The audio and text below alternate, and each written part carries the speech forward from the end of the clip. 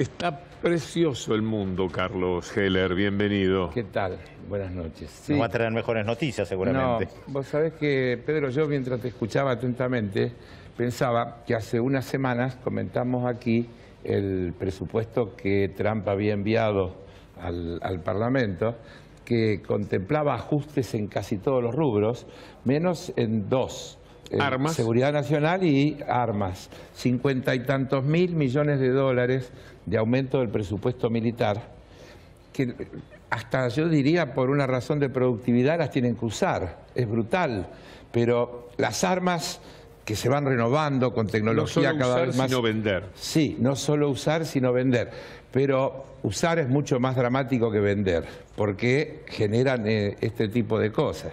Y también recordar, seguramente coincidiremos, que el gobierno de Bush salió adelante de la impopularidad en la que había caído por las políticas internas con el tema de las Torres Gemelas. Es decir, Estados Unidos, la reelección exacto, eso, Estados claro. Unidos ha utilizado permanentemente el nacionalismo a través de todos estos ataques para tapar la disconformidad que se genera internamente con las políticas que llevan adelante. No me muestra ese gráfico. Sí, cómo no. Este gráfico. Yo lo pongo aquí y usted lo explica, porque estamos hablando del mundo. Ese gráfico muestra la variación entre 1999 y 2013, 14 años, de la productividad, que es la línea que va por arriba, con la del salario real de los trabajadores de los países centrales. Ese es un promedio de lo que pasa en los países centrales. O sea, es decir, el trabajador produjo. Es decir, que esto de acá es más ganancia que se quedó el capital a costa del trabajo. Es decir, que la productividad, y yo digo esto porque está de moda el tema, hoy hay, por ejemplo, un mensaje de Christine Lagarde, no a la Argentina, se hace un análisis de perspectivas mundiales y pone permanentemente el acento en el tema de la productividad. Así nos va. Pero la realidad es que la productividad y la revolución tecnológica y demás han estado absolutamente al servicio de aumentar la ganancia del capital, de hacer que la brecha entre los que más tienen y los que menos tienen siga creciendo. Yo siempre digo, estamos en un momento extrañísimo del mundo más rico de su historia, convertido en la mayor fábrica de pobres de la historia. Es decir, esto muestra la perversidad del sistema. Hablando ¿no? de fábrica de pobres, entramos a la Argentina entonces. Entremos. Con datos de esta semana que son tremendos. Sí, hay de todo, ¿no? Es decir, la inflación que da el INDEC y la que da la ciudad, que hay que prestarle atención por diversas razones. Primero porque es un ciclo histórico más largo. La ciudad informó 2.9, lo que da un anualizado de más de 30% de inflación.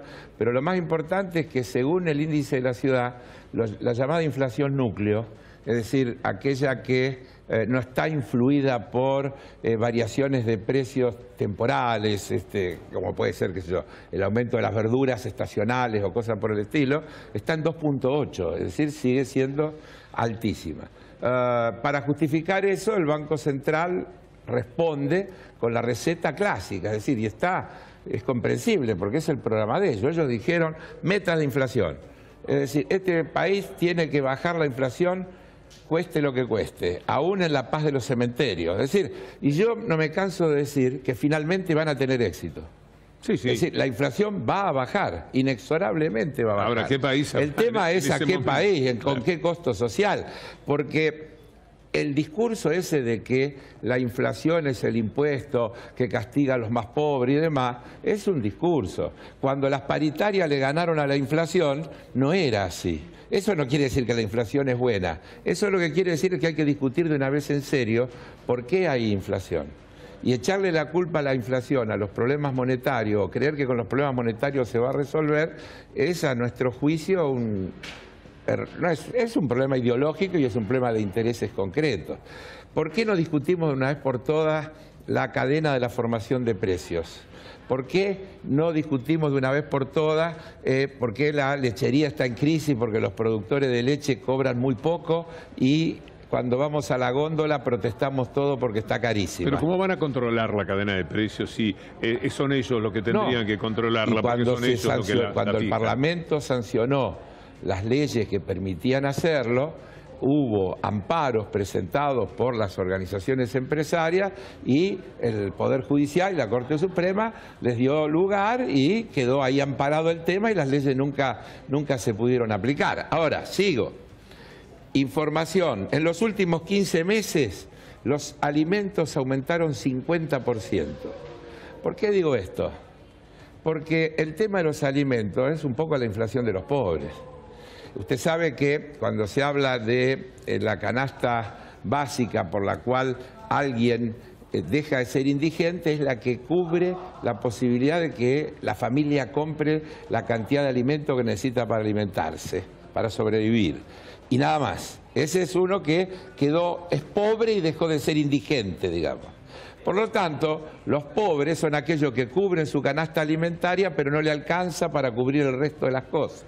Entonces, cuando miramos, decimos, en 15 meses la canasta alimentaria subió el 50%, decimos, este gobierno que se atribuye como uno de sus objetivos combatir la pobreza y llegar a la pobreza cero, en los primeros 15 meses de su gestión aumentó los alimentos en un 50%.